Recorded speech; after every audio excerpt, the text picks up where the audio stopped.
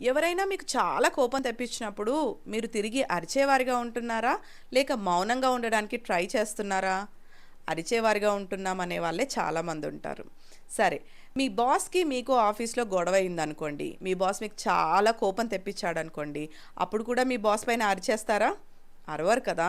ఎందుకంటే మీ సాలరీ కానీ, ప్రమోషన్ కానీ, జాబ్ కానీ ప్రతీదీ ఆయన చేతిలో ఉంటుంది కాబట్టి ఆయనతో మంచి రిలేషన్ మెయింటైన్ చేయాలి అని మిమ్మల్ని మీరు తగ్గించుకుంటారు. మరి ఇదే సిట్యుయేషన్ మీ ఫ్యామిలీలో వస్తే మీరెందుకు తగ్గించుకోవట్లేదు? నేను నా ఫ్యామిలీతో రిలేషన్ బాగుండాలి, నేను సంతోషంగా ఉండాలి అంటే ఒక అడుగు నేను వెనక్కి వేయాలి అనే తగ్గింపు మీలో ఎందుకుండడం లేదు? ఎందుకంటే వీళ్ళెక్కడికెళ్తారు? నాతోనే ఉంటారు కదా! అనే ధీమా కదా! కానీ ఒక్కటి ఆలోచించండి. కోపంలో మాట్లాడుతున్నప్పుడు సహజంగా తప్పుగా మాట్లాడే అవకాశాలుంటాయి. ఎదుటివారిని రెచ్చగొట్టే విధంగా మన మాటలు ఉండే అవకాశం ఉంటుంది.